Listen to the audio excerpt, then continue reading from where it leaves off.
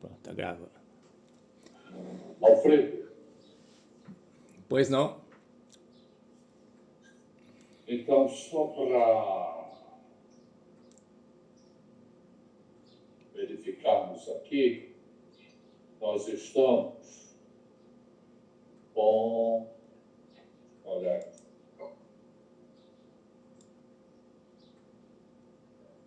nós estamos no momento, nós temos 1, 2, 3, 4, 5, 6, 7, 8, 9, 10, 11, 12, 13, 14, 15, 16, 17, 18, 19, 20, 21, 22, 23, 24, 5, 6, 7, 18, 29, 30 pessoas. Ok? Certo. Bem, bem-vindo a todos, né, que estão inscritos, estão participando no curso das discussões. Hoje em dia, essa questão do dinheiro e a sua função na sociedade, ela se sobressai nas discussões de política alô? E então a gente programou esse curso para trazer Tá?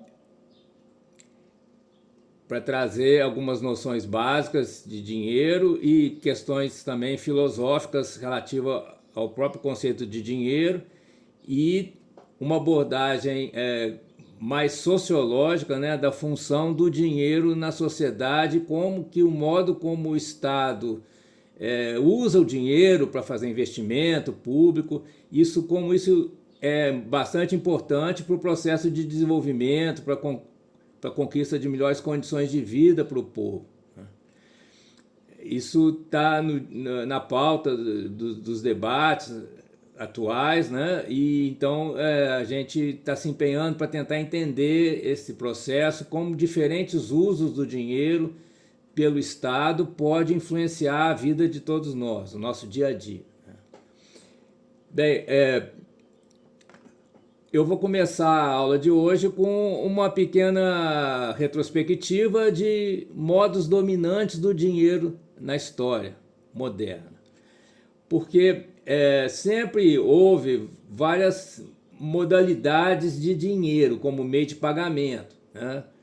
Então tem formas mais rústicas de meio de pagamento, né? Objetos que eram usados nas transações comerciais.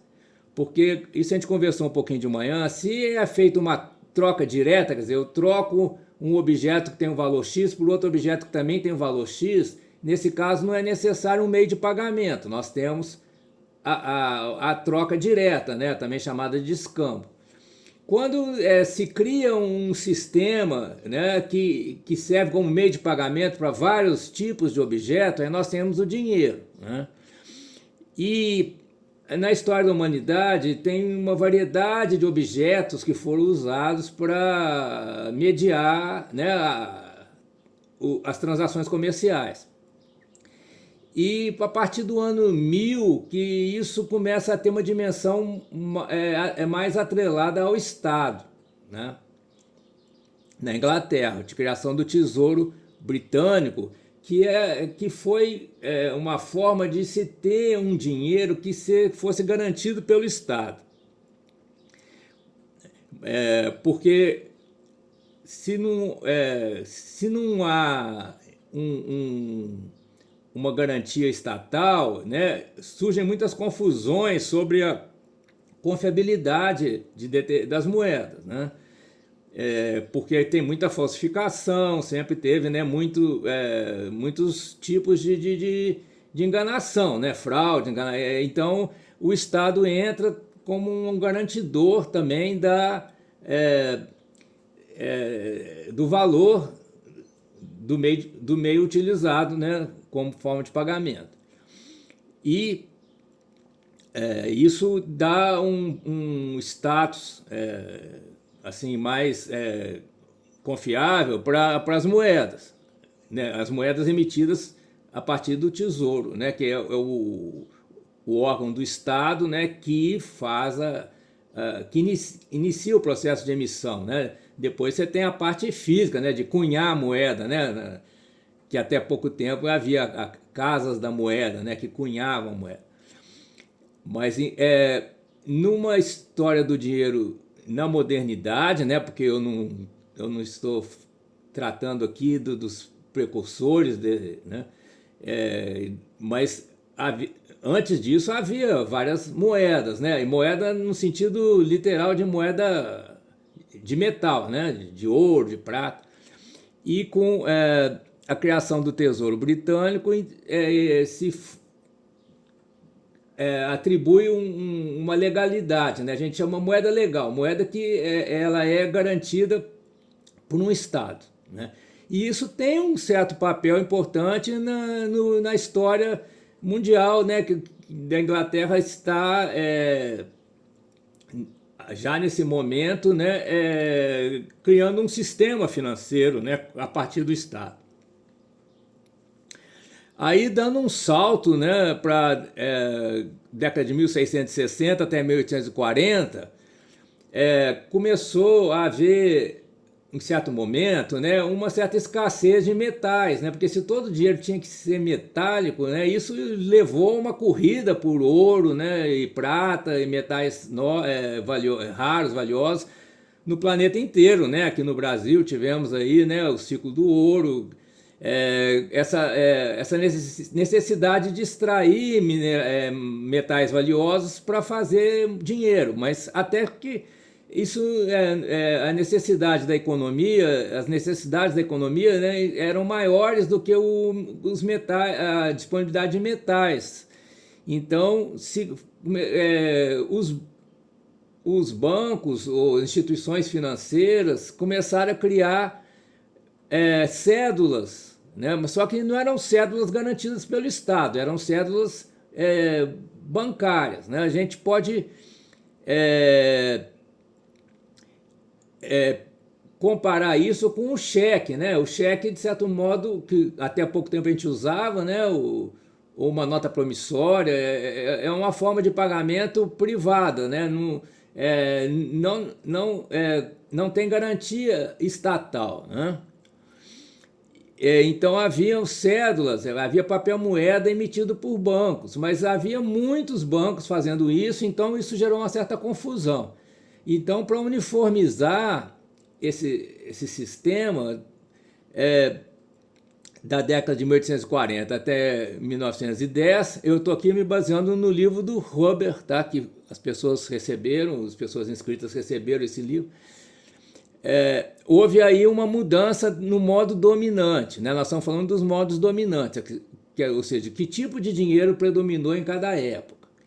Então, nessa época aí, de início do século XX, os bancos centrais, ou seja, os bancos estatais, né, começam a emitir papel moeda com curso legal, ou seja, né, aquela moeda garantida pelo Estado. E essas cédulas privadas e equivalentes passam a ser substituídas, quer dizer, o dinheiro emitido por instituições privadas passa a ser substituído pelo papel moeda emitido por bancos centrais. Então é o chamado dinheiro legal, é o dinheiro que se repousa na autoridade que o Estado tem num certo território e que é garantido pelo poder desse Estado de cobrar impostos e taxas nessa modalidade de dinheiro. Então, para pagar os impostos, né, tem que ser com esse tipo de dinheiro, né? Não se poderia, com o papel moeda privado, pagar um imposto estatal num certo país, né? Com aquelas cédulas emitidas por instituições privadas, não eram aceitas para pagar impostos e taxas do Estado. Então, o Estado impôs o papel moeda, que é esse que a gente conhece, né? As cédulas, né, de papel moeda, que são emitidas e garantidas pelo poder do Estado, né? E que com ela que a gente paga os impostos de quem vive nesse território, que esse Estado é soberano, tem o poder. houve, né, então, um período de grande dominância do papel moeda, das cédulas, né? Continuou existindo moeda metálica, mas, né, pouco a pouco a exigência de ter uma base metálica foi sendo deixada de lado, né, até o ponto que não, né, o chamado metalismo, que é a necessidade de um lastro metálico para o dinheiro, isso foi sendo pouco a pouco abandonado e chega um ponto hoje que não existe mais, né? Não existe mais a necessidade de toda a unidade monetária estar lastreada em reservas de metais como o ouro, né? E qual o problema que aconteceu nesse período do início do século XX até por volta de 2010? Nós já estamos falando já do século XXI aqui, né? Há uma mudança, né? Porque a emissão de papel moeda ela aconteceu em muitos países de uma forma indiscriminada, né? Se emitia muito papel moeda e isso gerou problemas, gerou inflação, gerou uma desvalorização de moedas, né? Por um excesso de emissões, né? Porque os estados eles tinham muito poder nessa época, né, em que se emitia papel moeda. As notas, cédulas privadas foram praticamente descartadas, então o dinheiro, realmente o dinheiro que valia, né, que era o dinheiro das cédulas impressas por causa da moeda, sob autorização de um banco central ou equivalente, né? Mas esse papel moeda ele tem um problema, que uma vez que a cédula é emitida, ela entra em circulação e esse dinheiro é usado muitas vezes. Quer dizer, eu uso uma cédula para comprar alguma coisa, a pessoa que recebeu esse dinheiro vai usar para outra coisa, então isso começa a circular, né? A chamada velocidade do dinheiro. O papel moeda ele tem muita liquidez, ele é um dinheiro que você tem ali na palma da mão. E então isso vai sendo usado, mesmo que as emissões não sejam assim tão abusivas, né? Mesmo que haja uma certa parcimônia na emissão do papel moeda, uma vez que ele entra em circulação, ele é usado muitas vezes, né? Então, isso gerou problemas ao longo, né, do século XX, né? Isso no Brasil não me parece que tenha sido de fato um problema, mas já no início do século XX, né, com aquelas crises de hiperinflação, né, de se ter carriolas cheias de papel moeda para comprar alguma coisa assim, né, de pouco valor. O papel moeda se desvaloriza, né, se estiver em excesso, né? Então, com essa questão aí que surgiu ao longo do século XX de combate à inflação, né? Muitos países sofreram com a inflação, então se formou um novo sistema financeiro que é um pouco entendido, nós vamos tentar esclarecer aqui como é que funciona isso, é o chamado circuito dividido, né? Em que o Estado, os Estados, né, soberanos, eles emitem títulos e reservas, mas eles não emitem o dinheiro que é usado no dia a dia pelas pessoas. Esse dinheiro passa a ser emitido pelos bancos comerciais. Então, esse dinheiro que os bancos emitem quando fazem empréstimos para as pessoas, né, esse dinheiro passa a ser o dominante, né? É a grande tese do Huber, esse autor que eu estou seguindo, né? Mas isso está bem comprovado e aceito, né, por quem estuda o sistema financeiro, né? Então, isso o que acontece? Uma perda de soberania dos estados, porque, né, cada vez menos se usa a cédula, o papel moeda, que é emitido pelo Estado, né? E se passa a usar dinheiro que existe na contabilidade dos bancos. que é um dinheiro que, se houver uma quebra do sistema financeiro, esse dinheiro desaparece, né? Isso também é complicado, mas o que aconteceu é que se queria colocar um limite para o Estado não emitir papel moeda em excesso, né? Então o Estado deixa de emitir o dinheiro na forma de papel moeda, o Estado só emite títulos e esses títulos são vendidos, né, para o mercado, e quem emite o dinheiro que o povo usa são os bancos. Por isso que os bancos se tornaram tão poderosos, né? Eu não sei se está claro o que eu estou dizendo aqui, mas eu vou retornar esse assunto ao longo do curso, né? Que é a diferença entre o dinheiro legal, que é aquele emitido por um Estado soberano, que antes era papel moeda e hoje não é mais um dinheiro de uso pelo povo. É um dinheiro que só existe no sistema bancário, que serve de garantia para o dinheiro que a gente usa, que é o dinheiro emitido pelos bancos, chamado dinheiro bancário, né? E esse dinheiro bancário ele é um dinheiro de registro na contabilidade dos bancos. Então, no banco tal lá está registrado que tem R$1.000 que pertencem ao Alfredo, a mim, né? Mas a existência desse dinheiro está nesse registro que está nesse banco. Então, esse registro que está nesse banco, baseado na confiança que eu tenho nesse banco, eu coloquei o dinheiro lá, né? E ele existe enquanto esse banco é confiável.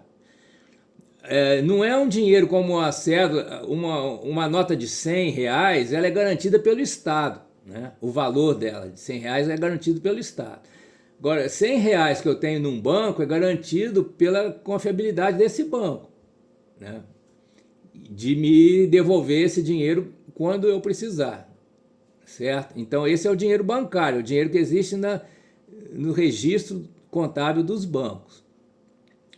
E esse é o dinheiro que é mais usado atualmente, né? É o modo dominante, é o dinheiro bancário. Então você vai, por exemplo, comprar um veículo, comprar uma casa, né, ou fazer uma transação de mau avulso, você não usa papel moeda, a não ser que seja dinheiro de origem suspeita, né? Mas o que se usa é o dinheiro bancário. Então se faz uma série de operações com dinheiro bancário. E isso, por sua vez, trouxe problemas também, né? O problema maior é que se o banco quebrar, né, como é que fazem as pessoas que colocaram o dinheiro no banco, né? Então aí tem propostas de se retomar um dinheiro, uma modalidade de dinheiro que é garantida pelo Estado. Aí vem a ideia do dinheiro digital do Banco Central, que seria um dinheiro de forma digital garantido por um Banco Central, pelo Estado. Tá. E de 2010 para cá, então começa a surgir dinheiros que tem uma existência como um código, um padrão de uma sequência de números, né? De um código numérico instanciado em computadores. Esses computadores podem ser os computadores do Banco Central, então é um dinheiro estatal. Esses computadores podem ser de bancos, né, comerciais, é o dinheiro comum que todo mundo está usando, e também pode ser um dinheiro que está em computadores particulares. Aí nós temos as criptomoedas, né? É um dinheiro digital que está em computadores de pessoas físicas não tem garantia estatal, né? Porque o dinheiro bancário tem uma garantia estatal parcial, porque os bancos têm que ter um quinto aproximadamente do dinheiro que eles emprestam, que eles emitem, eles têm que ter aproximadamente um quinto de reserva, que a reserva é o dinheiro estatal que garante o dinheiro que o banco emite e empresta, né? No caso por exemplo, do Bitcoin e outras criptomoedas, né, não existe garantia nenhuma, porque é uma moeda que as pessoas confiam em quem emitiu e confiam no sistema que garante que eles são donos, têm a posse daquela moeda, que é o chamado sistema blockchain. É uma rede de computadores distribuídos, independentes entre si, no qual está registrado que uma certa quantidade de Bitcoin pertence à pessoa tal, né? Então, se um desses computadores deixar de funcionar, o registro está em muitos outros. Então, a pessoa tem a confiança que ela naquele sistema, né? E com esse dinheiro, e se esse dinheiro sendo aceito, então a gente pode comprar um carro com Bitcoin. Quer dizer, tu pode usar esse dinheiro digital para comprar um objeto físico, um bem, né? Certo? E a ideia, Marta, por favor, é bom vocês perguntarem, comentarem para ficar um pouco mais didático também, né? E dinamizar, né, a apresentação. Boa tarde, pessoal. Boa tarde. Boa tarde, Alfredo. Boa tarde. Então, eu fiquei pensando o seguinte, né? Até interessante que esse curso faz a gente pensar em ganhar mais dinheiro, né? O pouco dinheiro que a gente tem, como que a gente investe melhor. Eu tô nessa linha também aqui, né? Então, por exemplo, quando você fala que a criptomoeda ela é um sistema baseado na confiança, o que eu fiquei pensando? Então, eu vou investir em criptomoeda durante um período, vai ter um rendimento, aí eu tiro meu dinheiro da criptomoeda e coloco no sistema mais seguro, que seria o sistema bancário. Faz sentido isso? Sim, mas é que você está confiando que na hora que você quiser tirar, né, você vai receber, né? Agora, o valor que você vai receber não tem assim uma regra, né? Porque você pode ganhar e também você pode perder. Então é um sistema de risco, né, Fábio? Alfredo, Marta, assim, só fazendo um detalhe na sua observação. Não há uma garantia que você vai ganhar com a criptomoeda. Não existe essa garantia. Você pode ter o mesmo valor, pode ter menos. Então, a moeda em si, ela não varia positivamente de forma necessária, qualquer moeda. Tá, mas é mais garantido, então, aplicar em CDB do que em criptomoeda? Depende do que você chama de garantia, né? Então, vamos lá. Se você aplica num CDB, o que você está fazendo quando você está aplicando num CDB? Quando você está aplicando num CDB, você está fazendo um empréstimo para o banco. Como todo empréstimo, o maior risco que você corre é o do risco do devedor. Ou seja, o devedor vai me pagar aquilo que ele combinou? Se ele me pagar, ok, o CDB é mais seguro, porque você combinou uma taxa e vai receber mais do que você colocou. O risco é sempre o risco de débito, ou seja, do seu devedor não te pagar. Se o teu devedor não te pagar, você não apurou menos, você apurou nada. Você perdeu seu dinheiro. Na criptomoeda, como em qualquer moeda, você vai ter que transformar o seu dinheiro na criptomoeda, o seu real em uma criptomoeda qualquer. Essa criptomoeda flutua. E você pode, quando for resgatar, receber mais reais do que você pôs ou menos reais do que você pôs. Resumindo, também o Marcos solicitou aqui, né? Deixa eu só resumir. Quando você trabalha com dinheiro legal, você tem confiança no Estado, né? A sua confiança é no Estado que emitiu, né? Por que a gente confia numa nota de, sei lá, 100 libras esterlinas? Tem lá a foto da Rainha Elizabeth, é garantia estatal. Quando você trabalha com dinheiro do banco, você está confiando no banco. E quando você trabalha com criptomoedas, você está confiando no sistema de tecnologia da informação que dá existência para aquela criptomoeda, né? Que é o blockchain, né? Então, você vai sempre estar confiando, né? Isso quer dizer, o dinheiro, eu falei isso de manhã, né? Mas eu acho que agora eu reforço. O dinheiro deixou de ser lastreado em metal, em ouro, deixou de ser lastreado em riqueza material, como por exemplo o petróleo, né? Commodities, hoje em dia o dinheiro é lastreado na confiança. O lastro é a confiança, né? Se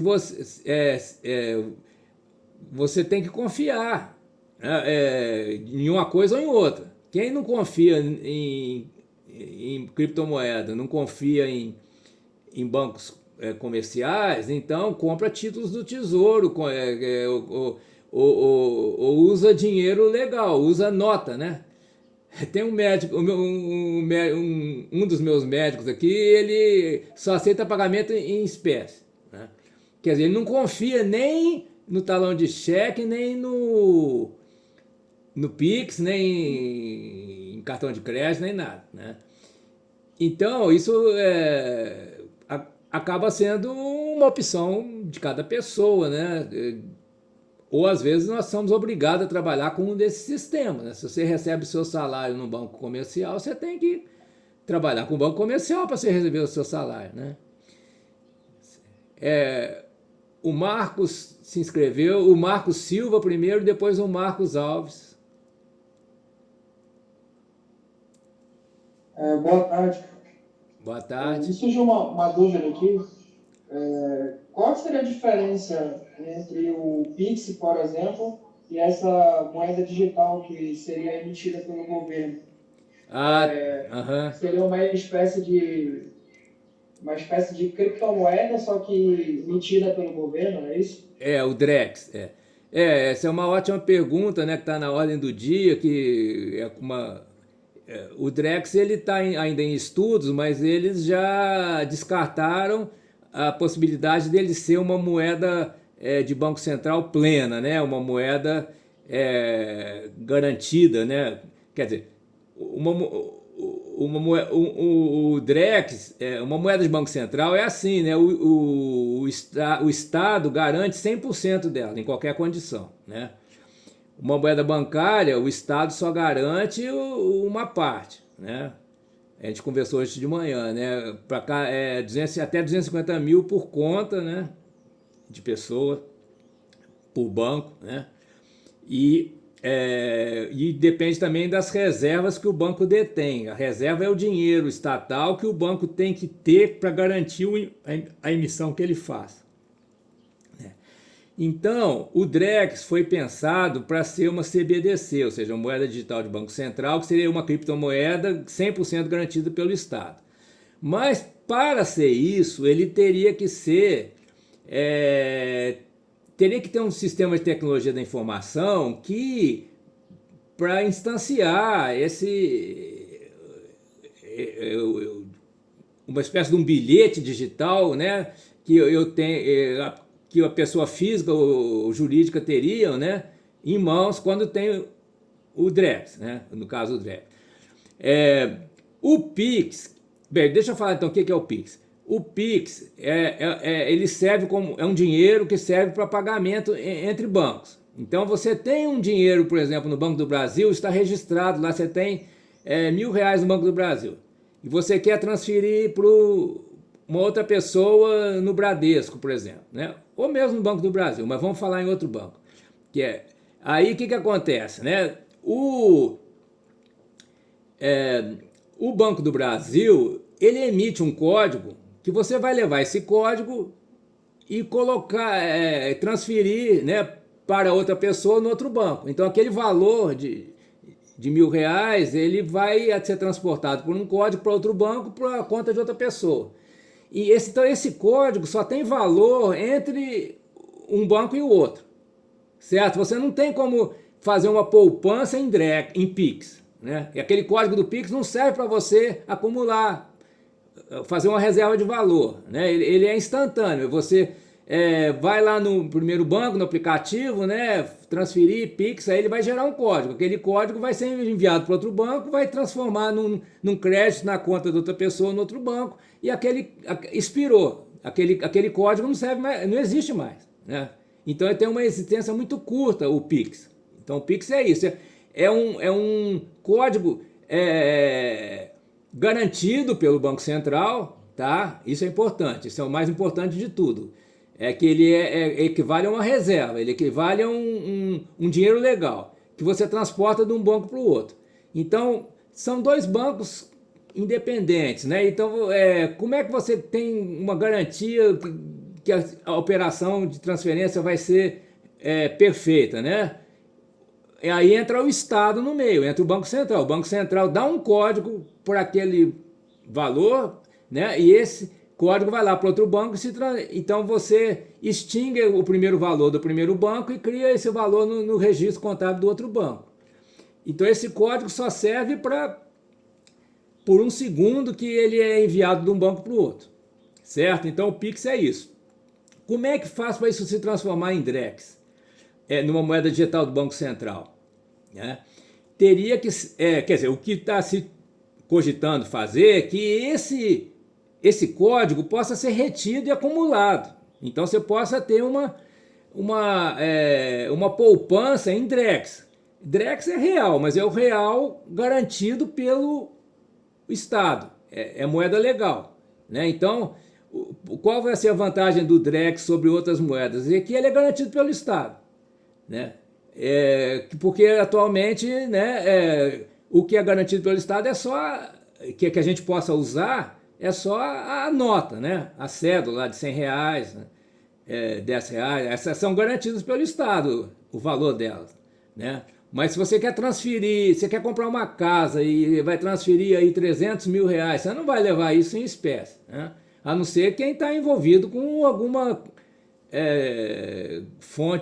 origem duvidosa do dinheiro, né? Aí a pessoa não vai usar as famosas malas de dinheiro que aparecem na televisão de vez em quando, né?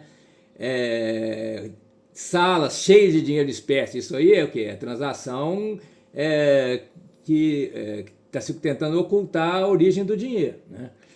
Mas o que a maioria das pessoas usa é a transferência bancária usando o dinheiro bancário.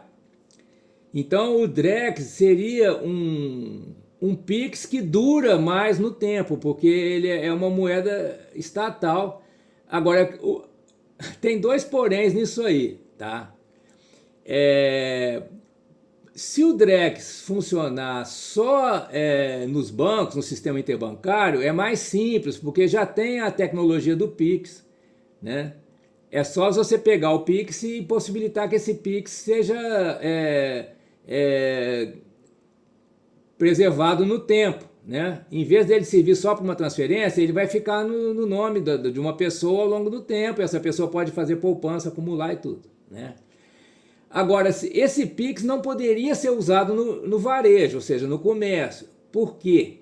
Porque para ele ser usado no comércio, por exemplo, para você usar lá com aquela maquininha lá da pessoa e tal, com cartão de crédito e tudo, teria que ter um sistema de tecnologia da informação que, ao que me consta, é da Microsoft. Então, o Banco Central não está querendo, pelo que eu sei, não está querendo que o seu dinheiro, quer dizer, o dinheiro legal, use uma tecnologia da informação estrangeira, né?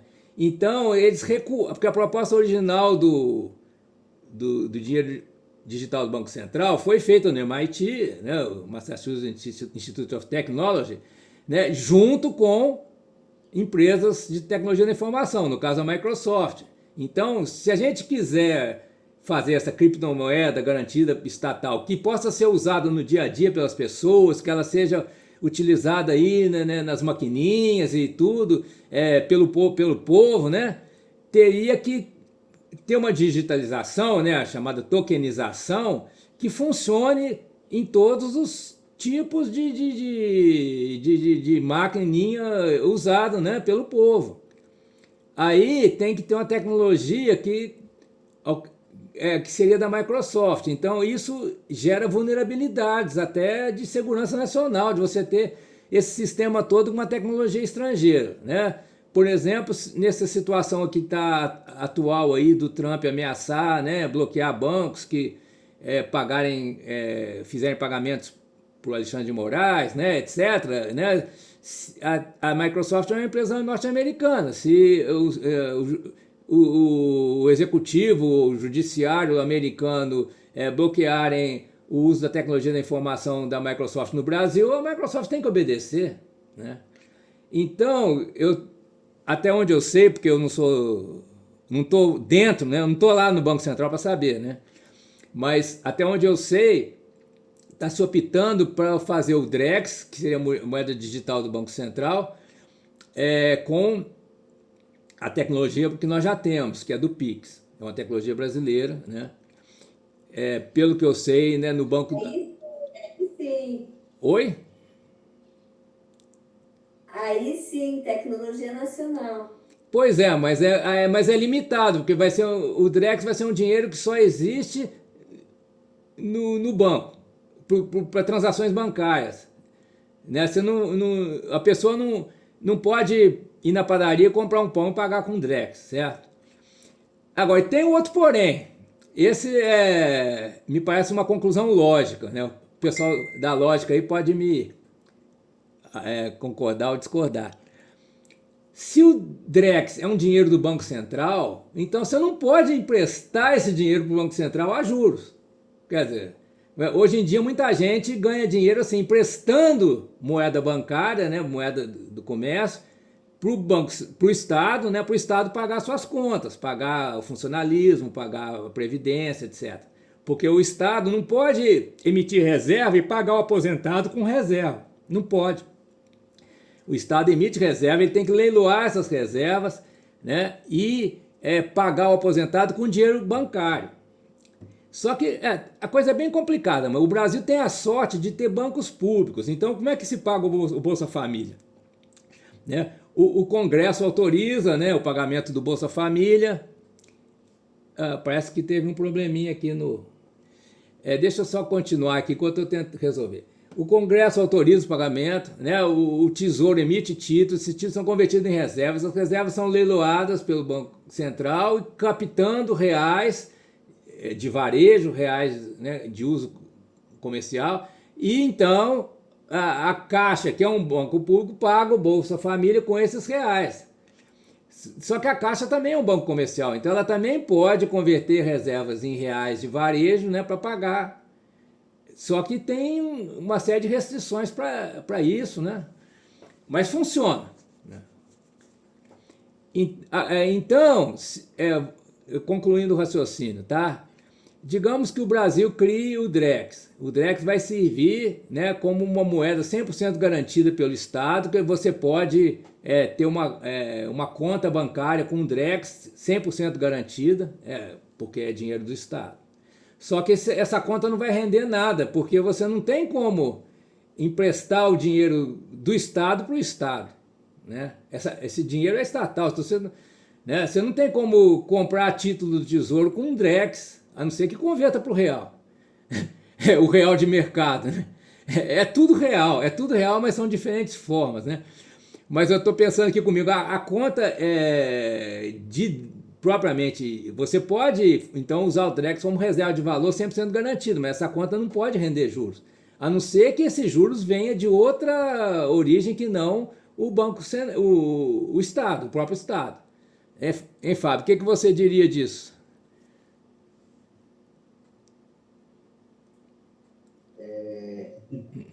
Não, vamos lá. A ideia do Drex... Primeiro, deixa eu fazer uma observação sobre o Pix, tá? Só para talvez fique um pouco mais claro. Pix é uma ordem. É uma ordem que você dá. Ele não é dinheiro. Ele é uma ordem para o banco A transferir um passivo que ele tem para o banco B. Basicamente é isso. Quando você tem um dinheiro ali no banco, tá, o Freire tem R$1.000 na conta corrente. Aquilo, para o banco, é uma dívida. O banco te deve R$1.000. Certo? É um passivo. Quando você faz um Pix, você fala assim, Banco do Brasil, transmita o passivo do Alfredo para o Fábio no banco tal, certo? Então, o Banco do Brasil se livra daquele passivo e entrega para outro banco. E agora, então, o Pix ele não é dinheiro, ele é ordem. Ele é uma ordem de transferência de passivos. Basicamente é isso que o Pix é. Ordem de transferência de passivos entre bancos. O que o Drex se propõe a fazer é mais ou menos o seguinte, é você substituir uma parte do que isso hoje é dinheiro É assim, deixa eu melhorar. É você conseguir aumentar a base monetária do país. O que é a base monetária? São as reservas mais o papel moeda. Certo? É você aumentar a base monetária, a quantidade de dinheiro circulante com uma outra modalidade que não seja papel moeda e que também não seja reserva. Ou seja, eu consigo aumentar a base monetária, basicamente estou criando dinheiro, tá? Sem imprimir um novo papel moeda e sem aumentar as reservas, sem necessidade de aumentar a reserva. Então, é como se eu, numa necessidade, essas necessidades acontecem de aumentar a base monetária, eu crio um outro sistema, um sistema em que eu abro mão da necessidade do papel moeda e das reservas. E aí ele funciona, ele pode ser usado em transações, ele é uma reserva de moeda, como se fosse um papel moeda, mas ele realmente não pode ser utilizado em transações, em investimentos, nem empréstimo do governo, porque eu teria que retransformá-lo em real. Porque a moeda do Brasil é real. A moeda não é DREX, a moeda é real. Então eu tenho que retransformá-lo em reais para poder fazer operações crédito, por exemplo. Então o DREX ele funciona como uma maneira de você aumentar a base monetária, com a vantagem que você pode eliminar essa base monetária. Então, vamos imaginar que, em algum momento, o governo conseguiu enxugar isso, recomprar esses DREX, ou esses DREX publicados para pagar tributos para o governo resolva eliminar esse dinheiro. Ele aperta um botão e elimina o DREX. Acabou o dinheiro. Você consegue manipular a base monetária. Isso com o papel moeda não consegue. Com o papel moeda você não consegue. Você não vai lá, me mandem aqui dinheiro que eu vou meter fogos aqui. Não é assim. Então, você consegue manipular melhor a base monetária. Eu entendo que este o objetivo fundamental. É que você possa ter um controle melhor sobre a base monetária. Sobre o quanto de dinheiro, de fato, dinheiro de origem Banco Central, circula na economia. Ô Fábio, eu só não concordo de você dizer que o Pix é só uma ordem de pagamento, porque quando você... Quer dizer, é uma ordem de pagamento, só que ela é digitalizada e codificada como reserva do Banco Central. Então, ali naquele momento, ele é um dinheiro. Na verdade, quando ocorre a transferência de um banco para o outro, basicamente quem faz o clearance, a compensação disso, é o Banco Central. E basicamente o que o Banco Central faz internamente é transferir reserva de um banco para o outro. Sim, Se você faz isso numa TED, se você faz isso... Sim, mas por que o Pix é mais rápido? Porque ele gera um código. Esse código... A tecnologia é outra. Sim, mas esse código é um dinheiro digital. Só que é um dinheiro digital que dura 1 segundo. Eu entendo mais como uma ordem. O Banco Central aperta o botão aqui e transfere o meu passivo desse banco, dessa conta para esse passivo, para esse banco, para essa outra conta. Né? Ele é subreptício, né? Nós estamos caindo quase na filosofia aqui, né? Porque não tem aquela poesia do Vinícius de Moraes que diz que o amor é eterno enquanto dura, sei lá, uma coisa desse tipo. Quer dizer, então o Pix dura pouco, mas enquanto ele dura, ele é dinheiro. Né? Mas isso é um problema filosófico, tá? Ou semântico, sei lá, né? Eu queria passar a palavra para o Marcos Alves, então, por favor. Eu ainda estou no começo, assim, né? Na discussão que vocês estão. Lá que vocês estavam falando de criptomoeda ainda. Então, a minha dúvida seria se criptomoeda de fato seria moeda? Não, ele é um dinheiro, né? Eu diria que é um dinheiro. Alguns dizem é um ativo, né? Ativo seria, quer dizer, um valor que se possui. Mas pela definição de dinheiro aqui, a partir do momento em que ele é aceito como forma de pagamento por uma parte da sociedade, eu diria que é dinheiro. Não é moeda porque não tem garantia legal, não é chancelado por um Estado, né? Soberano. Então não é... Sim, e aí o valor desse elemento aí, né, conceitual, ele não depende dos registros do Estado, nada disso. É como se a gente resolvesse, no nosso grupo, criar uma criptomoeda aqui e começasse a trocar coisas entre nós utilizando esse dinheiro, né? Essa coisa. Exatamente, Mas, de repente, é isso. daqui a pouco a gente começa a mudar, a sair do grupo, quer dizer, ele não tem mais garantia nenhuma de que aquilo que ele investiu ou trocou tem o mesmo valor ou tem qualquer valor, né? Exatamente, Por isso que não é moeda, ou seja, não existe uma garantia formal, estatal, não. desse negócio de troca, Por né? por isso que o criador do Bitcoin, que é uma pessoa que não se conhece o nome, né, que não se sabe quem foi que criou, mas ele teve uma ideia genial que é dar uma confiabilidade através do blockchain, né, do registro distribuído, e também, né, da promessa que está sendo cumprida de que o número de bitcoins é fixo. Né? Ele criou tantos bitcoins e não criou mais, então não inflacionou. Então isso faz o Bitcoin se valorizar cada vez mais, à medida que as pessoas confiam nele. Agora, se as pessoas pararem de confiar, quer dizer, porque para você usar o Bitcoin, na maior dos casos, você tem que converter ele numa moeda convencional, né? Poucos lugares aceitam. Então, detalhe, o Bitcoin não tem como se tornar uma moeda. Ele não tem volume para isso. Precisa ter volume. Então, se você não tem volume necessário, ele não pode ser moeda. Ele pode até ser um meio de troca particularizado ali entre pessoas, mas ele não tem volume para virar moeda. Agora, o Facebook tentou criar uma moeda, né, Fábio? O Facebook tentou criar e não conseguiu. Mas se tivesse criado... Porque a base do Facebook eram as outras criptomoedas, e nenhuma delas tem volume necessário. Vamos imaginar que eu vou fazer uma transação de soja entre o Brasil e a China de 5 bilhões de dólares.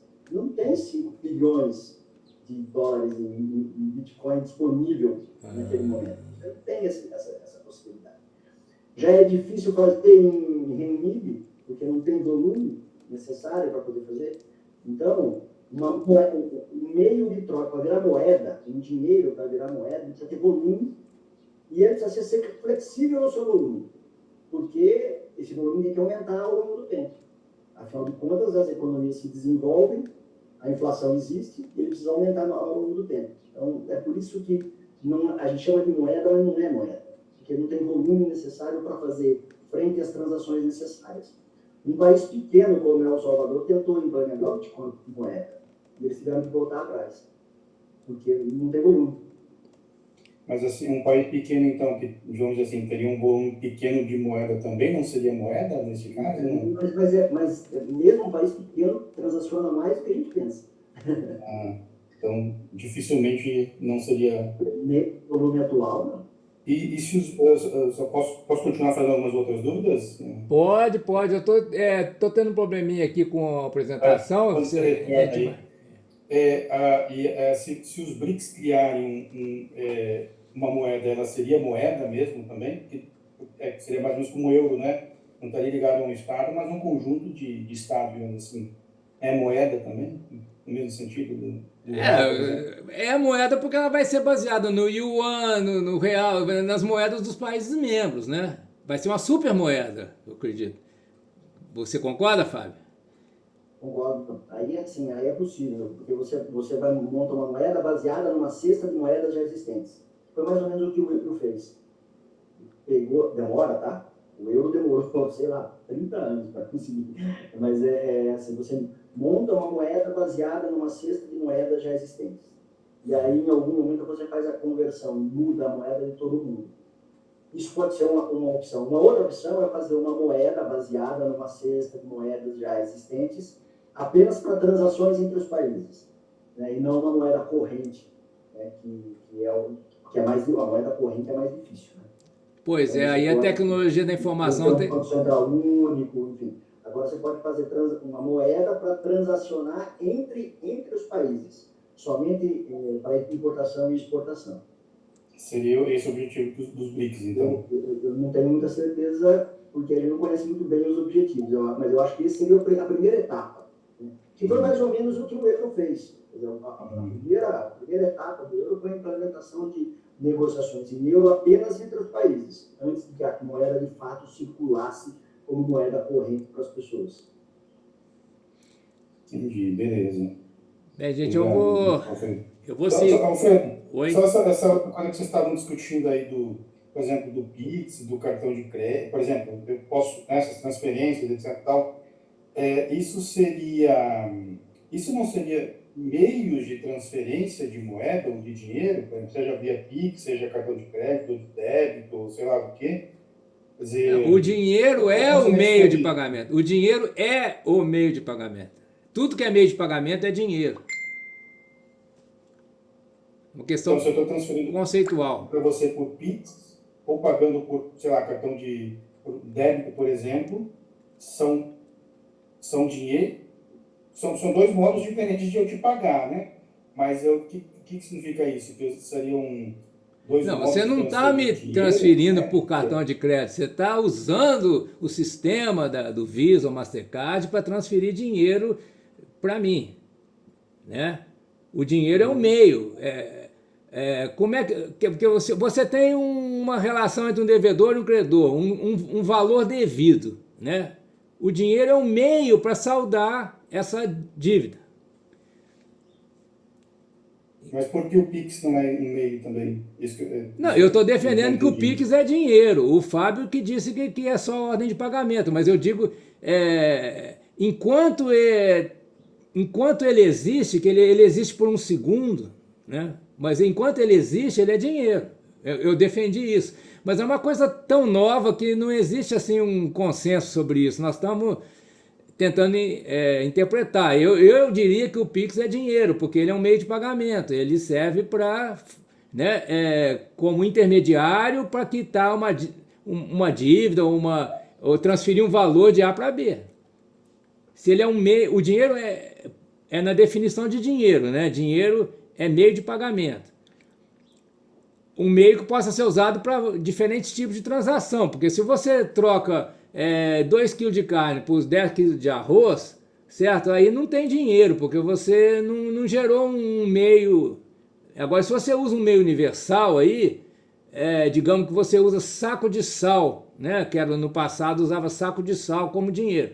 Se você converte 2 kg de carne em saco de sal e paga os 10 kg de arroz com saco de sal, então você usou dinheiro. No caso aí, sal como dinheiro. Porque você usou um meio que, né? Um meio que pode ser usado também para outras operações. Então, se tem meio de pagamento, tem dinheiro. É uma definição bem geral de dinheiro, né?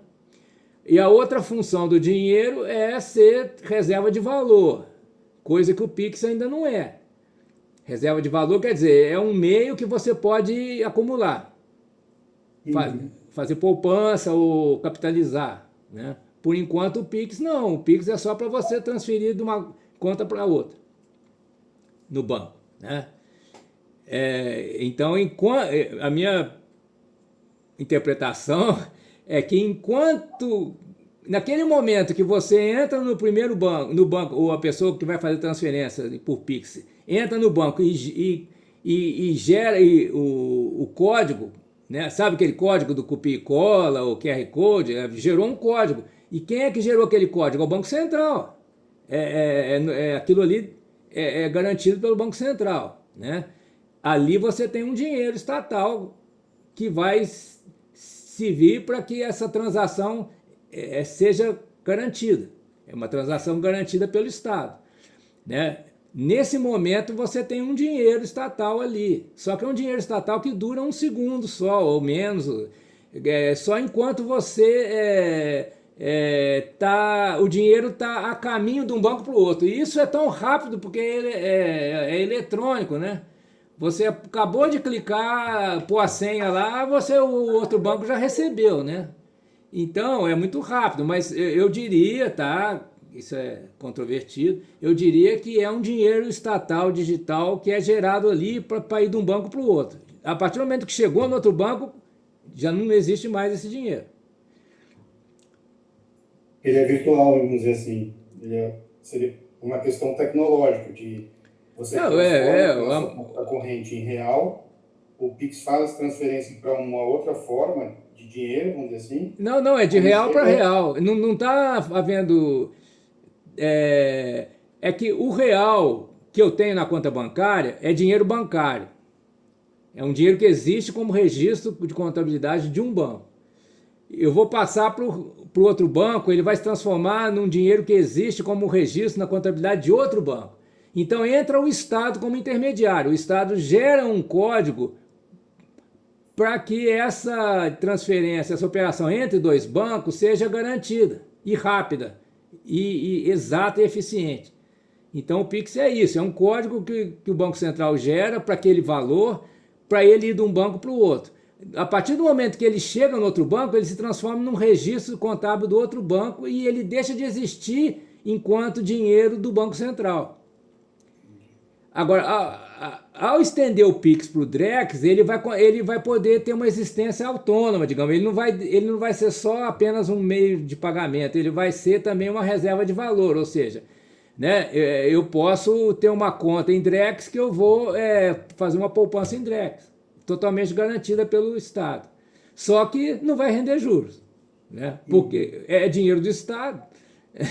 Eu não vou emprestar para uma instituição financeira, emprestar para o Estado e para o Estado pagar, né? Certo? Então nós temos aqui, vamos ver aqui agora os 5 tipos de dinheiro, porque nós estamos falando sobre isso, mas ainda nem chegamos a definir cada um, né? Ou tentar definir. Então dinheiro na forma de reserva, no Brasil é real, né? Mas não é o real que circula no varejo.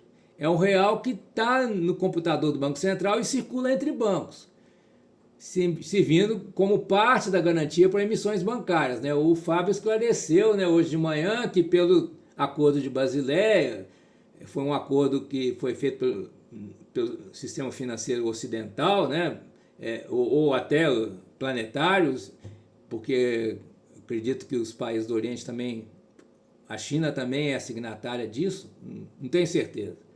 Mas esse Acordo de Basileia coloca que a garantia não é só em reservas, mas também em patrimônio, né? Tem que haver no Brasil é de 1 para 10, né? Cada R$10 que os bancos brasileiros emitem, na forma de empréstimo, eles precisam ter R$1 de patrimônio, incluindo aí as reservas. E o que são as reservas? É um dinheiro que é emitido pelo Banco Central e que circula apenas entre bancos. Eu não posso comprar um pão ali na padaria com reservas. Eu nem posso ter pessoa física e jurídica não banqueiro, né, não bancário, não pode ter reservas, né? Reservas só instituições financeiras que operam com reservas. É o mesmo real que a gente tem, só que é um real, digamos assim, escriturado nos computadores do Banco Central, a reserva. Então a reserva é um real, no Brasil a reserva é um dinheiro, a moeda é real, mas é uma moeda escriturada na contabilidade do Banco Central, que é um banco estatal, certo? Então esse dinheiro ele funciona, né, entre bancos só, ele não é para o público. Dinheiro bancário, esse que é o dinheiro que a gente usa mais hoje em dia para comprar um carro, ou mesmo quando a gente usa o cartão de crédito, o cartão de débito, a gente está usando esse dinheiro aqui. É um registro no livro de contabilidade de bancos comerciais, tendo uma fração de seu valor garantida por reservas. Então, o Estado não garante, se você tem uma conta corrente lá com R$500 mil, o Estado, isso não é garantido integralmente 100% pelo Estado, só uma parte, uma fração que é dinheiro que existe garantia em reservas, né? Ou em patrimônio do banco, né? Mas é um dinheiro que, às vezes, se a gente pensar muito nisso, a gente pode ficar até meio assustado, né? Mas é um dinheiro que existe no registro contábil do banco. Antigamente era num livro, né? Num livro lá que lançava, né? O Alfredo depositou 1 milhão aqui, então o Alfredo tem 1 milhão aqui na conta corrente. Agora não tem mais o livro físico, é no computador do banco, né? Então a reserva é no computador do Banco Central, o dinheiro bancário é no computador do banco particular, né? Pode ser um banco público, pode ser o Banco do Brasil, pode ser a Caixa Econômica também, eles atuam como banco comercial, certo? Esse dinheiro é usado pelas pessoas físicas e jurídicas mediante pagamento de taxas e juros, né? Porque é aí que os bancos têm, né, o seu lucro operando com esse dinheiro que eles emitem, né? E apenas a fração coberta por reservas é ordinariamente garantida pelo Estado, né? O Estado não garante todo o dinheiro que está nas contas dos bancos, dinheiro de terceiros, né? Certo?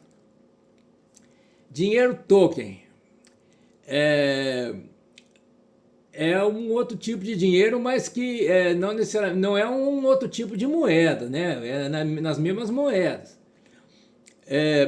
O que é a ideia do token, né? É a ideia que vem com o chamado cartalismo, que é a teoria da moeda do George Knapp, né? Do livro dele de 1925, né? Ele percebeu isso já há um tempo, né? E isso prospera muito agora na época da tecnologia da informação, né? É um dinheiro que vai estar identificado e autenticado por um código que é lido pelos softwares, pelos programas de computador, né? A China usa no yuan digital, a gente não sabe exatamente como, mas ela usa esse tipo de sistema, né? O yuan digital ele de um banco estatal, né? Banco Central do Estado, e ele tem uma codificação que vai garantir, vai legitimar a posse, né, pelas pessoas. Então, nos computadores do Banco do Povo, né, o banco chinês chama Banco do Povo, vai existir um registro de que, né, um certo sequência de 0 e 1, né, um certo código binário correspondendo a uma certa quantidade de dinheiro, está associado com uma outra sequência de 0, 1 e 1, que é a conta do Alfredo, certo? Então, nesse caso, né, o uso do dinheiro é gratuito, né, é garantido e patrocinado pelo Estado. Isso facilita muito na economia, né, as transações. Não é preciso assim todo aquele custo, né, que vai ser o lucro dos bancos, né, o Fábio falou, o spread bancário, né, a diferença entre o que o banco paga pelo dinheiro que ele usa e o que ele ganha de juros e taxas, né. E agora a ideia do dinheiro token também pode ser, o dinheiro pode ser tokenizado por qualquer empresa ou entidade, ou instituição financeira, né? Por exemplo, o cartão de alimentação, né? Você recebe lá um cartão que tem lá inscrito lá uma autorização, né, de uso de R$1.000 por mês. Você vai no supermercado, paga a conta do cartão de alimentação, né? É tipo um bilhete ou um ingresso, né? Essa ideia de um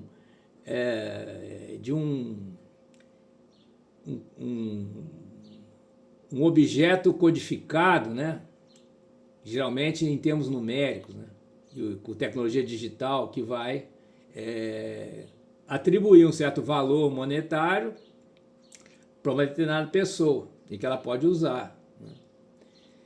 Mas isso não é uma moeda, né? Claro, você tem um cartão de alimentação em reais, R$1.000 por mês, a moeda é real, né? Só o modo de instanciação daquele código, daquela identificação digital, né, que vai ser, no caso do cartão, eletrônico, né, dinheiro eletrônico, quando se usa um cartão com uma banda magnetizada, chamado dinheiro eletrônico. Evidentemente, a codificação é digital, mas o meio físico é eletrônico porque vai envolver uma interação do campo magnético da maquininha com o campo magnético do chip da banda magnetizada do cartão, né?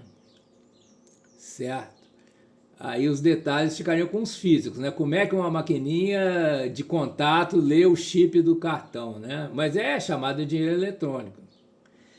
talvez não seja propriamente eletrônico, mas quando se usa chips, essas transmissões, reconhecimento de padrões magnéticos, né, geralmente se usa o termo eletrônico. Bem, ainda temos o dinheiro físico, notas e moedas, que são usados tanto nas instituições financeiras, né, bancos, corretores, etc., bancos públicos, privados, e também pelas pessoas físicas e jurídicas.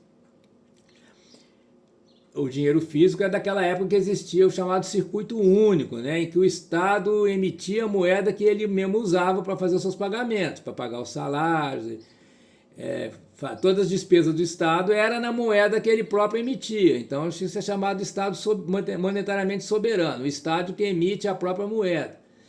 Né? Mas como a gente viu, isso gerou problemas, gerou distorções, né? Hiperinflação, talvez a mais grave, né? Porque quando o Estado emitia de modo indiscriminado a moeda física e ela entrava em circulação, ela gerava muita liquidez, ou seja, excesso de meio de pagamento para pouca coisa, para pouca riqueza de bens, né? A serem comprados, vendidos. Isso aí assumiu a forma da hiperinflação e a desvalorização do papel moeda, né? Mas esse sistema não foi totalmente extinto, né? Nós ainda temos as notas e moedas metálicas, né? E uma outra forma que tem surgido, que pode usar a tokenização ou usar até um meio físico, né? São as moedas sociais. Que a característica delas é uma circulação local numa rede de pessoas que se conhecem e confiam entre si. Isso serve para viabilizar pequenos negócios, né, em pequenos investimentos naquela comunidade. Não tem um alcance assim mais amplo, né?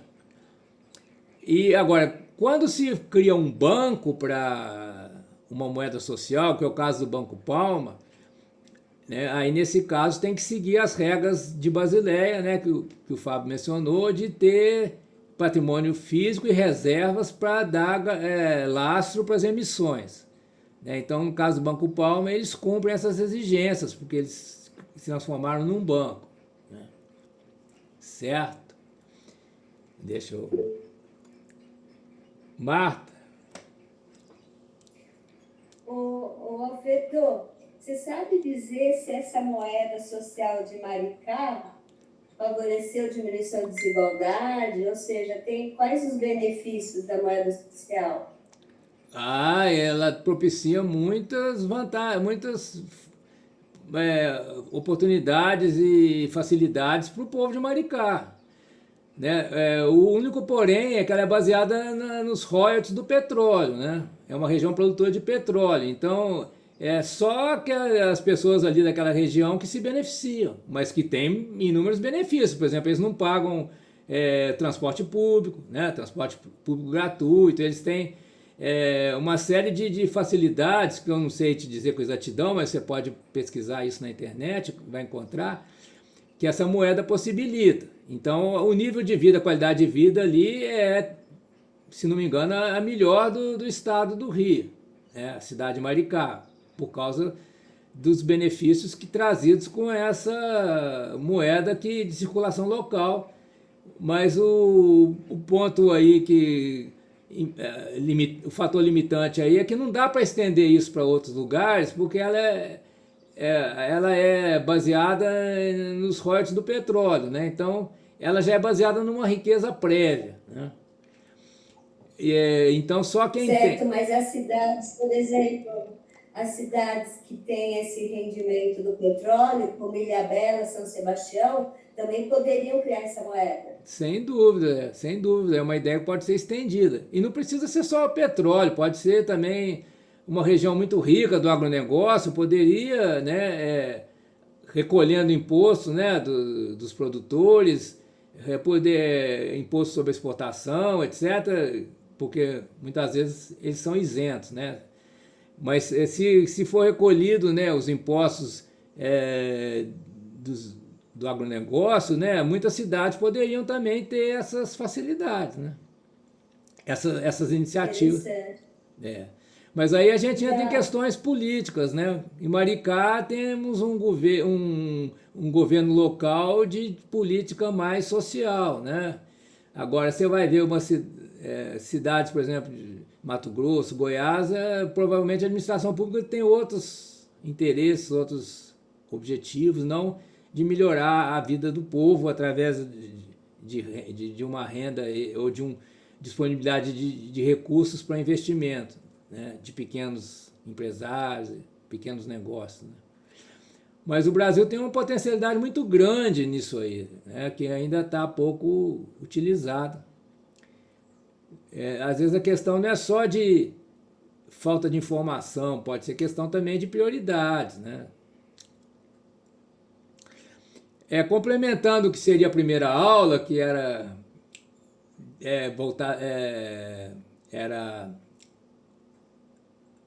agendada para hoje de manhã, né? Mas nós estamos terminando agora, mas não tem problema nenhum, porque a gente tem que ir no ritmo que for mais agradável e didático. Né?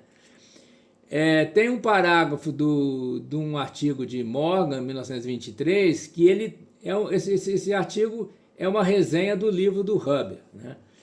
Que ele explica o que nós já falamos um pouco aqui, como é que funcionam os pagamentos entre bancos. Então, a moeda dominante hoje, na maior parte das transações, né, é a moeda dos bancos. Né?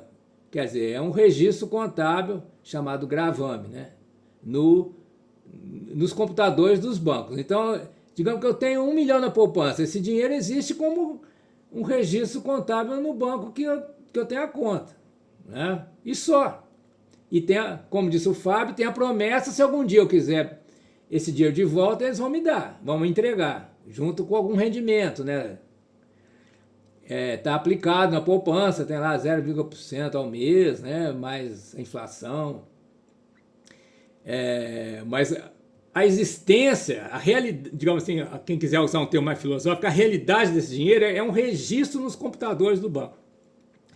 Se, por acaso, todos esses computadores forem apagados, esse registro some. Né? Aí eu vou ter que apelar para algum documento que eu tenha, por exemplo, um extrato que eu tirei, né, para provar que eu tenho aquele dinheiro, porque a existência dele está naquele registro lá. Né? Então, essa é o dinheiro que a gente usa, né? Quando a gente faz pagamento com cartão de crédito, de débito, né? Faz transferências, inclusive com o Pix, né? Porque o Pix, propriamente dito, ele dura menos de um segundo. Então, o dinheiro está num banco, vai para outro banco, está numa conta do banco, vai para outra conta do outro banco. Continua sendo dinheiro bancário. O Pix serviu só para fazer o pagamento, né? O Drex vai ser diferente. O Drex vai ser uma moeda, um dinheiro estatal, né, que está nos computadores do Banco Central, não nos computadores do banco particular, privado. Então, como é que se cria a moeda? Quando um banco concede um empréstimo e cria um novo depósito no valor desse empréstimo. Então, suponhamos que houvesse assim, um certo dinheiro platônico que existe, né, em si mesmo. À medida que esse dinheiro é colocado num banco e é passado para outro banco, cada vez que passa de um banco para o outro, esse dinheiro vai sendo multiplicado. É como se fossem as multiplicações dos pães lá da Bíblia, né? Os bancos multiplicam o dinheiro. Aí, no final das contas, a gente vai ver que nem existe esse dinheiro platônico, né? É só transações de banco para banco. Por isso que o sistema financeiro é instável e pode quebrar, porque está se criando dinheiro de um banco para o outro e você vai ver, no final das contas, não existe a única garantia que tem, ela é fracionária, é só uma fração desse montante todo que é garantida pelo Estado. O resto existe enquanto os bancos estão funcionando bem e as pessoas confiam nos bancos. Porque se as pessoas passarem a desconfiar dos bancos e quiserem sacar o dinheiro que elas depositaram, os bancos não vão ter para todos, né? Porque eles fazem essa multiplicação, né? E isso se torna ainda intensificado quando se usam métodos não legais como paraísos fiscais, né? Aí é bem complicado, eu não saberia explicar exatamente, mas é como se estivesse criando dinheiro, né? Você manda dinheiro para o paraíso fiscal e pega esse dinheiro de volta, é como se tivesse dobrado o dinheiro, né? E então tem formas aí, né? Mas também existe um sistema de monitoramento, né? Existem auditores que trabalham para impedir esse tipo de operação em que se cria dinheiro sem ter base, né, legal. Então, continuando aqui no texto, né? Quando se faz o pagamento, né, de uma conta para outra, né, o dinheiro que está no banco, primeiro banco, né, ele é destruído, mas enquanto isso é um novo poder de compra transferido de uma conta bancária a outra, na medida que os pagamentos são feitos ou pode ser trocado por dinheiro quando sacado de uma conta. Então você está gerando uma cadeia cujo impacto é muito maior do que aquele valor inicial que é garantido por reserva, certo? Quando o pagamento é feito de um banco para outro, a transferência é liquidada na conta reserva dos respectivos bancos comerciais mantida no Banco Central. É o seguinte, como é que um banco vai confiar que o dinheiro que ele está recebendo do outro é legal, ou ele tem valor, né? Porque aí a transferência vai usar as reservas que são dinheiro legal do Banco Central de um banco para outro. Então, essas reservas elas estão lá na conta reserva do Banco Central, só que elas vão sair do banco A para o banco B, né? Então, eu transfiro R$1.000 do Banco do Brasil para o Bradesco, tá? O Banco do Brasil tinha R$1.000 em reserva, nos computadores do Banco Central, aquelas reservas que estavam assinaladas para o Banco do Brasil passam a ser assinaladas para o Bradesco. Então aquela reserva vai para o Bradesco. Mas elas estão dentro do computador do Banco Central, porque a reserva é dinheiro legal, é dinheiro estatal, né? Isso funcionaria perfeitamente se os bancos só usassem as reservas, mas aí vem a outra parte aqui. Os bancos comerciais ficam felizes de conceder empréstimos e em seguida buscar reservas adicionais, e o Banco Central tende a acomodar isso. Em qualquer caso, uma base delgada de reservas pode permitir uma grande quantidade de atividade bancária. Quer dizer, existem formas aceitas, né, de com uma quantidade pequena de dinheiro legal, que são as reservas que estão no computador do Banco Central, gerar uma movimentação de dinheiro bancário bem maior do que as reservas, né? Isso, combinado com os pagamentos feitos em nome do Estado e atividade do Banco Central, resultou em um sistema financeiro e monetário mais eficiente, com níveis separados, mas relacionados do sistema monetário. Ou seja, nós temos então um sistema que tem dois compartimentos. Um compartimento é de banco com banco, outro compartimento é banco com povo. Aqui nesse compartimento, banco com banco, se opera com reservas, transferências de uma conta para outra e tal. Agora, a partir do momento em que o dinheiro sai do banco e vai para pessoas físicas ou jurídicas ou instituições não bancárias, aí é o dinheiro bancário, né? Aí não se opera com reservas, né? Eu vou pular aqui para uma figura aqui do Huber para ilustrar isso aqui, né? Ele chamou nesse artigo de 2017 o circuito dividido. Então nós temos o Banco Central que emite as reservas, né? Temos os bancos comerciais, que no Brasil nós temos bancos públicos que são comerciais, né? Aqui entre eles circulam as reservas emitidas pelo Banco Central, tá? Opa, o João Gabriel. Deixa eu ver o que vai ter que estar sendo. Tudo bem, né? Isso aqui está sendo gravado, nós vamos disponibilizar no YouTube. Pode acompanhar dessa maneira.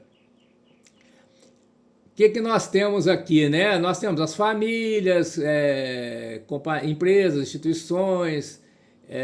instituições públicas, inclusive, né, que vão usar bank money, que é o dinheiro bancário. Então, esse é o circuito dividido.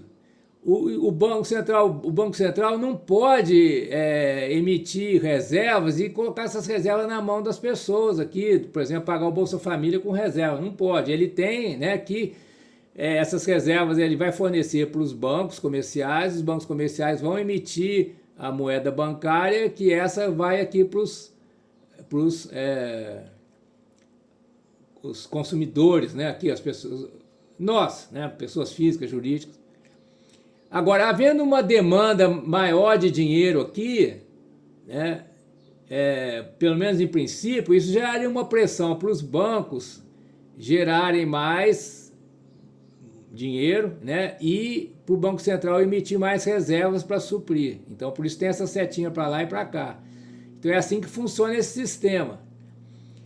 Agora, o que acontece com o Brasil, né, depois, com vários países que adotaram o chamado neoliberalismo, né, essa ideia do Estado mínimo, né, o Estado não deve emitir dinheiro, porque eles têm essa ideia que o dinheiro é criado pelo trabalho do povo, né? Então, através de impostos, que eles têm a ideia que o dinheiro todos é criado aqui, né, na sociedade civil. Então, com isso, eles são contrários à emissão de dinheiro pelo Estado, pelo Banco Central. Então, esse suprimento aqui de reservas para facilitar a circulação de dinheiro na economia, né? Aqui nós temos a economia popular, né? Relações comerciais, compra e venda, né? de bens. Esse dinheiro começa a ficar cada vez mais escasso e as pessoas, para poderem sobreviver e fazer seus negócios, elas acabam se endividando, né?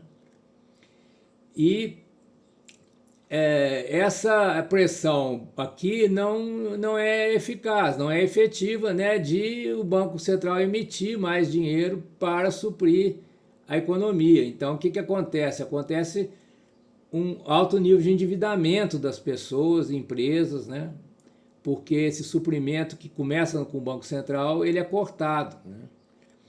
Mas, em princípio, o funcionamento ideal desse circuito dividido seria esse, né? A gente usa o dinheiro dos bancos através de cartões de crédito, de débito, do Pix. Esse dinheiro está todo aqui, é dos bancos. E os bancos, eles compram reservas do Banco Central para garantir esse dinheiro que eles emitem.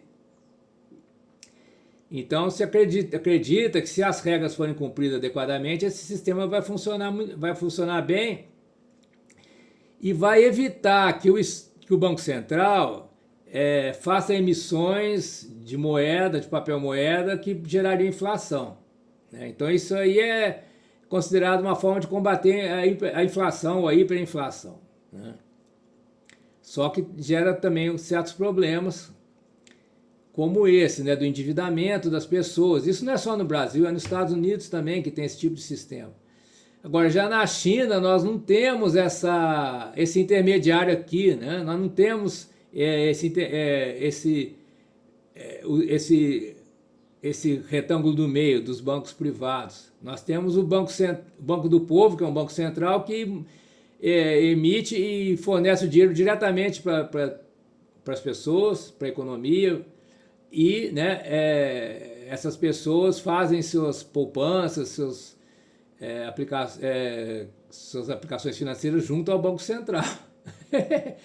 Pode parecer estranho, mas isso na China funciona muito bem, né? É mais favorável para o processo de desenvolvimento, né? Para ver mais investimentos em metas estratégicas e conseguir resultados na economia, né? Bem, então vou voltar para cima aqui. Alguém gostaria de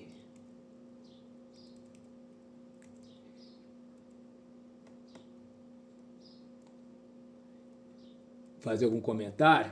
Então, o que seria a segunda aula, a aula de hoje, né, à tarde, nós vamos terminar a aula de hoje à tarde com esses conceitos que são, em última análise, filosóficos, né? São conceitos, porque a gente está vendo o dinheiro na prática, é isso aí que a gente está falando, meio de pagamento, etc. Agora tem assim, a concepção mais filosófica do que decorre o valor do dinheiro, né? E aí nós temos 3 concepções na história, e que cada uma predominou numa certa fase da história, né? O metalismo, né? Então o dinheiro teria que ter um valor intrínseco, ou seja, o objeto que é usado como dinheiro, ele teria valor por si mesmo, né? E aí nós teríamos, né, os metais preciosos como o tipo de objeto mais adequado para ser dinheiro. Então nós tínhamos as moedas de ouro, moedas de prata, né? As moedas menos valiosas eram dos metais menos valiosos, né, como o cobre, níquel, né? Então aquela moeda menos 1 centavo era níquel, já 10 centavos, cobre. Valores maiores, né, prata, e o valor máximo, ouro. Na prática, isso levou ao colonialismo, né? Os países chamados centrais, ou os colonizadores, iam buscar metais em todo o planeta para aumentar a disponibilidade do dinheiro para a economia deles, né? Para o desenvolvimento econômico deles. Em seguida, nós temos a ideia materialista, que o dinheiro ele não tem valor intrínseco, mas ele tem um valor atribuído por ele ser uma representação, uma expressão de uma riqueza pré-existente, né? Sendo lastreado em mercadorias que têm valor intrínseco, como o petróleo. Então, houve uma fase no século XX em que o dólar foi eleito, né, o dinheiro, a moeda, né, usada nas transações internacionais, e seria lastreado pelo domínio que os Estados Unidos têm. Os Estados Unidos, que é o país emissor do dólar, teria um domínio sobre a produção, refino e distribuição do petróleo. E isso também gerou uma série de operações colonialistas, imperialistas, né? Uma série de várias guerras e tal por causa disso, né? Porque é a ideia materialista. O dólar, ele vale porque os Estados Unidos têm controle do petróleo. O petróleo é uma mercadoria essencial para a economia, né? Principalmente os países que se baseiam no transporte, né, por motores a combustão, né? De automóveis, caminhões, trens, navios, aviões, né, que precisam do petróleo, ou precisavam, né, de grandes quantidades de petróleo para funcionar os transportes, né? E no materialismo histórico, que é o materialismo de Marx, né, é um pouco mais sutil, mas continua sendo materialismo, né, de certa maneira. Toda a riqueza é gerada pelo trabalho. Então, toda a acumulação do capital, né, o dinheiro como meio de acumulação, né, o valor dele resulta da exploração do trabalhador, a chamada mais-valia. Então ainda é uma concepção materialista, mas é muito mais sofisticada do que o metalismo, ou a teoria lá do petrodólar, né? Na abordagem marxista, o valor do dinheiro vem do trabalho que a sociedade despendeu, né, para gerar riqueza, e o dinheiro, então, é uma forma de viabilizar operações com essa riqueza, operações comerciais, né, compra, venda, etc. E o acúmulo também, né, porque a gente viu, né, o que seria típico do capitalismo seria essa paixão pelo dinheiro tomado como um objeto em si, né? Então o dinheiro deixa de ser só um meio e ele se torna um objeto do desejo, né, de uma parte da sociedade. E isso acaba desviando, né, a atividade humana daquilo que é realmente útil e necessário para a vida humana, né? As pessoas acabam tendo seu tempo de vida dedicado, né, à produção e acúmulo, né, do dinheiro. Então, isso gera um sistema que é baseado na exploração do trabalho e dominação da natureza, né, para gerar esses produtos, para gerar uma produção que é comercializada com o uso do dinheiro, né? Mas isso resulta no aumento da desigualdade social e destruição de ecossistemas, né? Porque esse processo de exploração ele leva com que os ricos se tornem cada vez mais ricos, os pobres mais pobres. Isso gera um problema também, porque quem que vai consumir, quem vai comprar os produtos, né? Se as pessoas estão endividadas e a maioria das pessoas, dos trabalhadores estão endividados, não tem como adquirir aquilo que eles produzem no seu trabalho, né? Porque ao processo de exploração, né? E em relação à natureza, a natureza é vista como fornecedora de materiais para o processo produtivo, né, para acumulação de bens e gerando, né, operações que vão envolver o dinheiro e aí daí o acúmulo do dinheiro, né? E então não se tem uma visão ecológica ou ecossistêmica, né, em que nós somos parte da natureza e não, né? Se vê a natureza como uma fonte de matéria-prima para os processos de transformação que vão gerar a riqueza e o acúmulo da riqueza na forma de capital, inclusive capital financeiro, né? Que é o dinheiro. Certo? Mas ainda estamos no materialismo aí, porque o dinheiro está de alguma maneira vinculado com a riqueza, né? E aí temos a terceira concepção que originária do trabalho de Knapp, em 1924, ele não negava que o dinheiro pode ter uma base metálica ou material, né? Material mesmo, inclusive no sentido de Marx e Engels, né? O dinheiro é uma forma de capital, né? Mas o Knapp entendia que o dinheiro ele se estende, ele é uma instituição social de natureza jurídica e política, porque ele é criado pelo Estado, né? A teoria dele, o dinheiro é criado pelo Estado, com um arcabouço jurídico, com as leis. Tem leis que estabelecem, né, como é que esse dinheiro deve ser criado, como ele deve ser distribuído e como ele deve funcionar na sociedade, né?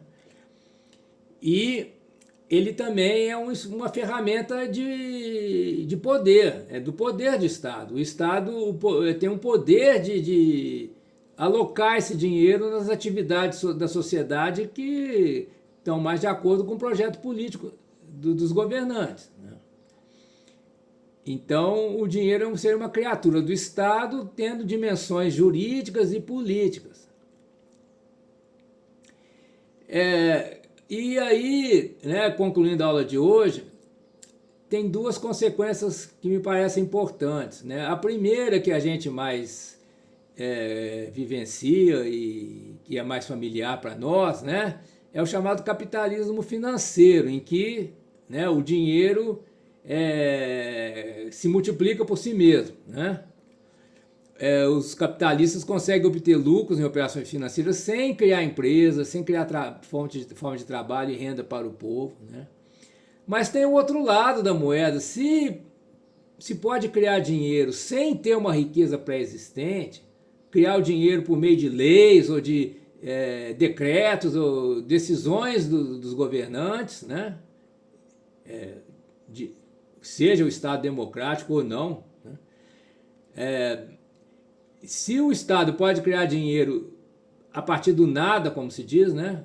Ou criar o dinheiro digital por meio de inserindo um código nos computadores do Banco Central, você pode criar R$ 1 trilhão assim, do nada, né? Em reservas, né? Pode criar R$ 1 trilhão de reservas assim, só obedecendo às leis, evidentemente, né? Se for autorizado legalmente e tal, a criação do dinheiro em si não exige uma riqueza material.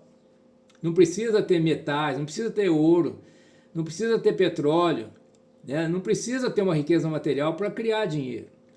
Então, isso abre também uma possibilidade interessante, né? Que é um Estado democrático criar dinheiro para programas sociais, para induzir atividades de interesse social, produção de alimentos, por exemplo, né? Programas assistenciais, como é o caso do Bolsa Família, né? E o Brasil é o pioneiro mundial nisso aí. Isso não foi tanto a partir de alguma teoria, né, política, econômica, não, foi na prática, né? O Brasil inovou com o Bolsa Família, né, de emitir e usar o dinheiro, né, para reduzir a pobreza, né, reduzir a desigualdade, combater a pobreza, a fome, né? Então, a gente chama de dinheiro fiat essas emissões sem laço material. Então, o dinheiro hoje em dia não precisa ter laço material nenhum, né? Eu diria que precisa ter um laço na confiança, né? Porque se ninguém confiar naquele que tem, na entidade que emite o dinheiro, então esse dinheiro não vai ter valor, né? O valor que se quer. Falou, Jorge.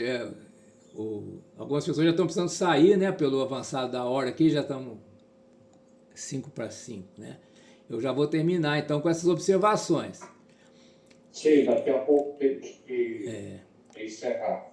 E aí surgiu uma corrente de pensamento na economia, né, chamada teoria monetária moderna. Na verdade, duas correntes de pensamento. Uma que chama teoria monetária moderna e a outra chama dinheiro positivo. E ambas são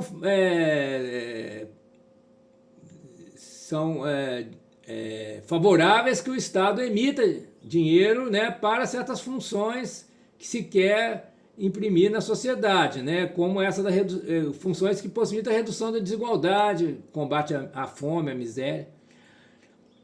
Então, isso é bem recente, né? Vocês provavelmente já ouviram falar nisso, mas a gente ainda está assim, ainda numa fase de uma tendência de uma maior aceitação dessas ideias, mas tem muitas objeções também, tem muitas pessoas trabalhando contra isso, né? Essa ideia, né, do Estado democrático emitir dinheiro para investimento público, seja investimento produtivo, assistencial, sem necessidade de uma riqueza prévia. Então, se não tem um laço material, então nós estamos já na concepção cartalista do dinheiro, né? Essa carta, quer dizer, dinheiro como uma instituição, uma criação do Estado na forma de um bilhete, um ingresso que permite às pessoas usufruírem dos bens existentes, né? Não é preciso haver uma riqueza prévia. Se a gente tomar isso mais radicalmente, né, significa que não precisa ter ouro, não precisa ter petróleo e não precisa também ter produto interno bruto alto para emitir dinheiro, né? É uma ilusão que primeiro nós vamos poupar, primeiro nós vamos ficar ricos, vamos aumentar o produto interno bruto para depois emitir o dinheiro, né? Não, aí a ideia que tem é o contrário. Nós vamos emitir dinheiro para investir no povo, para o povo ter trabalho, ter renda, aí a economia vai melhorar, aí o Estado vai arrecadar mais impostos e aí vai compensar, né, vai justificar o dinheiro que foi emitido, vai receber de volta esse dinheiro no futuro, né? Mas mesmo se não receber, já valeu pelos benefícios sociais que gera, né? Não há nenhuma lei que diga que o Estado não possa transferir dinheiro para o povo carente, né? O Estado pode. Só que tem que ser feito de uma forma que não gere distorções, que não gere hiperinflação, que não gere injustiças, fraudes, né? Esse tipo de programa pode ter fraudes, a gente vê aí, né? De tempo em tempo descobrem fraudes no Bolsa Família, fraude na aposentadoria. Claro que não, ele está me zoando. Não estou, tá desligado. Opa, ô Fábio, você não está desligado não. Bem, gente, então é isso. Eu vou encerrando por aqui, mas eu estou aqui à disposição se alguém quiser conversar um pouco antes da gente desligar aqui. Freire, daqui a pouco eu vou começar a aula. Tá bom, então vamos precisar terminar, né? Bem, gente, então a gente continua amanhã às 9 horas, né, nesse mesmo link. Eu ainda estou na aula 2, mas eu vou continuar a partir desse ponto, né? E vamos avançando na forma que for melhor. Tá? Isso. Tá bom, obrigado Então, muito então. obrigado a todos. Alfredo, muito obrigado. E até amanhã. Até amanhã, então. Obrigado a todos.